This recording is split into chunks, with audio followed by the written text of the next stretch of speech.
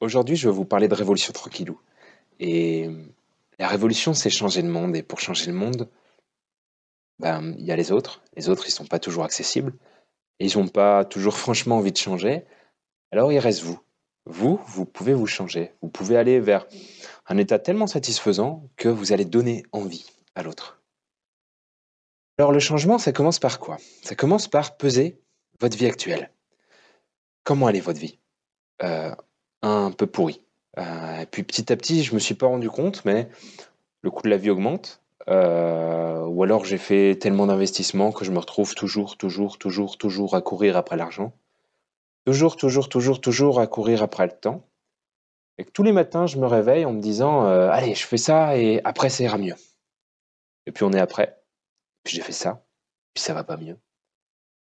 Et donc j'ai deux choix. Soit je continue dans cette petite vie-là, en tout cas pour l'instant, parce que elle est facile, elle est pas satisfaisante, je sais pas.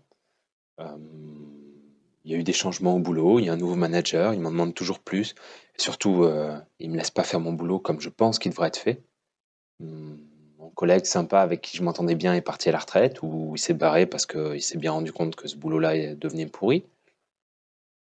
Et ouais, mais j'arrive pas à bouger, j'arrive pas à décoller de là. Euh, Pourquoi? Parce qu'il y a une sorte de force d'inertie en fait dans ce qu'on fait. La tranquillité, c'est ça, c'est de pas avoir assez de force pour changer. hein. Alors, je peux rêver, je peux rêver ma vie. Et des fois, ça suffit. Des fois, on a tellement envie d'aller vers autre chose que on trouve le ressort, on trouve la force.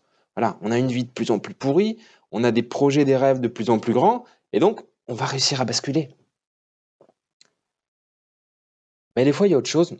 Je vais tenter une petite anecdote. Un jour, un patron m'a dit que il avait un ouvrier tellement bien qu'il l'avait augmenté. Et le problème, m'a-t-il dit, c'est qu'à un moment, cet ouvrier, il a eu les moyens de partir. Voilà. Il l'a augmenté, eh ben, il l'a mis de côté, et puis ce super ouvrier, ben, il a fondé sa boîte de son côté. Et lui, il a perdu son super ouvrier. Et donc la conclusion de ce patron, c'était, bah oui, bah depuis du coup, je maintiens les salaires, voilà, au plus bas niveau, et comme ça, au moins, je suis tranquille. Tranquille. C'est un peu triste, vous allez me dire, mais ça illustre bien ce qui se passe dans la vie. C'est que pour aller vers un changement, il va falloir à un moment donner de l'énergie. Et le risque, si vous attendez trop dans votre petite vie tranquille, c'est que petit à petit, vous ayez plus d'énergie. Vous tombez à un niveau où vous n'aurez même pas la force d'aller et de changer. Alors c'est pour ça que c'est aujourd'hui qu'il faut peut-être commencer, pas forcément à vous précipiter, pas forcément à vous lancer tout de suite, mais au moins vraiment à peser les choses. Qu'est-ce que j'aime dans ma vie? Qu'est-ce qui ne me convient pas dans ma vie? Et de l'autre côté, vous avez vers quoi je pourrais aller. Et ensuite, ben, le changement, vous avez cette inertie, puis à un moment, il y a un coup de collier à donner. Des fois, ça dépend pas de vous. Souvent, on change par crise. Alors, ça peut être, je sais pas, on prend l'exemple, celui qui arrête de fumer.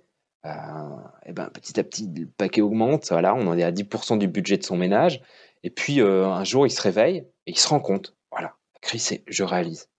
Ah ouais, tiens, j'ai fait les comptes. 10% de ce qu'on dépense, c'est mes clopes. Et donc, va naître une volonté de changement. Parfois, c'est quelque chose de beaucoup plus heureux. C'est, on le dit, la vie rêvée. Je sais pas, je vais avoir un enfant, j'ai un bel événement, et je me dis que j'aimerais être là pour lui. Crise, quelque chose de dur, quelque chose de bon, et il y a du changement. Mais avant ça, toujours, vous posez la question. Comment est ma vie? Est-ce que ça me correspond? C'est ça aussi l'idée, c'est est-ce que je suis au bon endroit? hein Est-ce que je suis heureux? Ça tient à ça d'être heureux en fait. C'est réaliser sa vocation. Tout le monde n'a pas envie d'être Premier ministre, tout le monde n'a pas envie d'être président de la République, tout le monde n'a pas envie d'être chef d'entreprise, tout le monde n'a pas envie de rouler en BM. Moi je m'en fiche. Je préfère rouler en scénic et pas devoir faire des efforts inconsidérés et travailler dans un métier que je déteste pour avoir un niveau de vie supérieur. Mais posez-vous la question, est-ce que je suis là où je dois être? Est-ce que je me sens accompli? Est-ce qu'on m'oblige à faire des choses que je veux pas faire? Est-ce qu'on m'oblige à être quelqu'un que je veux pas être? Découvrez-vous et allez-y.